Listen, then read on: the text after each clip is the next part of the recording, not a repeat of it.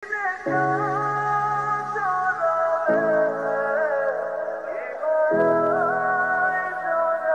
অবস্থা, কেমন আছো? এই তো, তুমি কেমন আছো? এই তো ভালো। আচ্ছা, তুমি কিন্তু আগের থেকে অনেক মোটা হয়ে গেছো। একদমই না। আচ্ছা, চলো কোনো রেস্টুরেন্টে বসে। রেস্টুরেন্টে না, আজকে সময়টা এখানে কাটে। আচ্ছা, তোমার যেটা ইচ্ছা সেটাই হবে। কেন? আমার ইচ্ছা কেন? তোমার কোনো ইচ্ছা নাই? আছে। আচ্ছা, তোমার মনে আছে আমরা এখান থেকে কলেজে যেতাম? হ্যাঁ, মনে আছে তো, কিন্তু তখন তুমি আরো চিকন ছিলে। তুমি বারবার আমাকে মোটা বলতেছো। আমি তোমার মোটা কখন বললাম? আমি তো জাস্ট বললাম তুমি তখন অনেক চিকন ছিলে। হ্যাঁ হইছে, চলো আমরা বসি।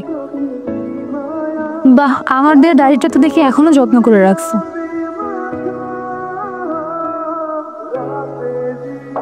আজকে লেট করে ফেললাম। হ্যাঁ, লেট তো করছোই, বাট তোমার জন্য ওয়েট করতে আমার সেই লাগে। আর সব থেকে ভালো লাগে কি জানো? কি? যখন অনেকক্ষণ ওয়েট করার পর তুমি আসো, ক্লাইম্যাক্সটা কেমন যেন একটা ম্যাজিক্যাল ফিলিং। আচ্ছা ওয়েট, তোমার জন্য একটা গিফট আছে। For you. ডায়েরি? আমার জন্য কবিতা লিখে আনবা কেমন? আচ্ছা, এনিথিং ফর ইউ। আচ্ছা, আমি তাহলে আজকে আসি, আমার বাসায় গেস্ট আসছে তো একটু যেতে হবে। এত তাড়াতাড়ি চলে যাবা? ওর সাথে দেখা হচ্ছে। আর আমার কবিতা ভুলবো না কিন্তু। আচ্ছা ঠিক আছে, সাবধানে যাইও। তোমার ডায়েরি থেকে মনে পড়লো কলেজের ফ্রেন্ডগুলোর কথা। আসলে ফ্রেন্ড না, ভাই ছিল ওরা। সন্টের পপুলের সাথে যোগাযোগ নাই তোমার? না, কোথায় যে হারাই গেল ওরা। আসলে ওরা না, আমি হারাই গেছিলাম।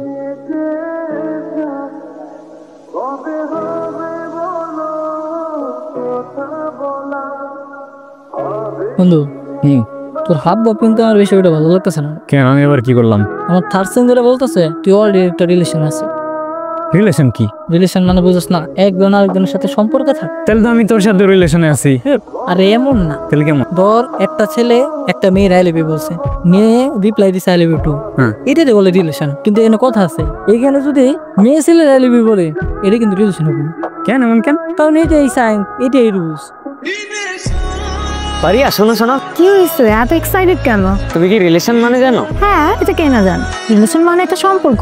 আরে এমন না তো কেমন? আরে একটা ছেলে একটা মেয়েকে আই লাভ ইউ বললে, তারপর রিপ্লাই মেয়েটাও যদি আই লাভ ইউ টু বলে, তাহলে অটোমেটিক রিলেশন হবে। কিন্তু মেয়েটা আগে বললে কিন্তু হয় না। তোমার এই আজগুবি নিয়ম কে বানাইছে? এত কিছু জানি না, তুমি এখন আমারে বলো আমরা কি রিলেশনে আছি? তোমার এই আজগুবি সূত্র মতে না। তার মানে কি তুমি আমায় ভালোবাসো না? আমি কি না করছি? মানে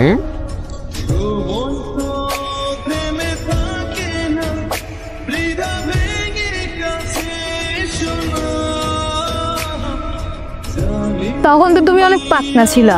আচ্ছা, তুমি তো তখন অনেক কবিতা বলতা, এখন ওই কবিতাটা শোনাও না। ওইটা? হ্যাঁ।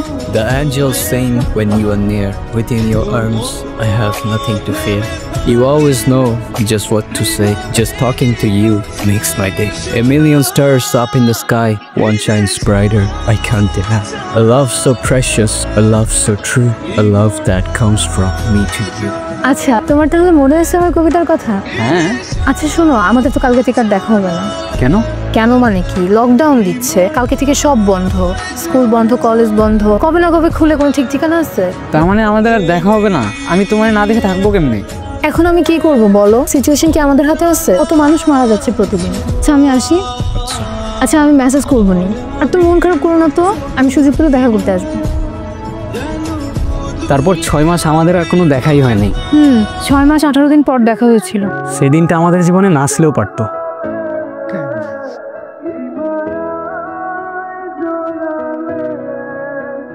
আমার তাড়াতাড়ি বাসা যেতে হবে, না হলে অনেক বড় ঝামেলা হয়ে যাবে। আসার আগেই বলতেছো চলে যেতে হবে, আর কি ঝামেলা হবে?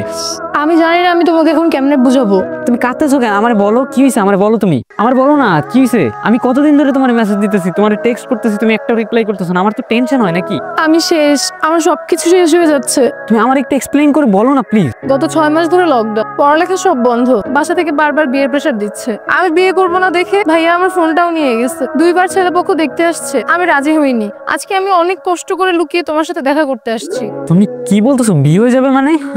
আমার তো মাথা কাজ করতেছে। আমি কি করবো? আমার বল, আমি তোমার বাসায় গিয়ে কথা বলবো? তুমি কি কথা বলবা? তুমি এখন স্টুডেন্ট। তাহলে আমি কি করবো? আমি তো কিছু বুঝতেছি না, আমার কি করার আছে আর? তোর সাহসটা কত বড়, তুই দিনে দুপুরে আমার বোনের লগে প্রেম মারাইতেছ? শোন, তোর যদি আমার বোনের পাশে আর দেখছি না, তোর জবাই করে রাস্তা কুত্তা দিয়ে খাওয়ামু, মনে রাখিস। চল।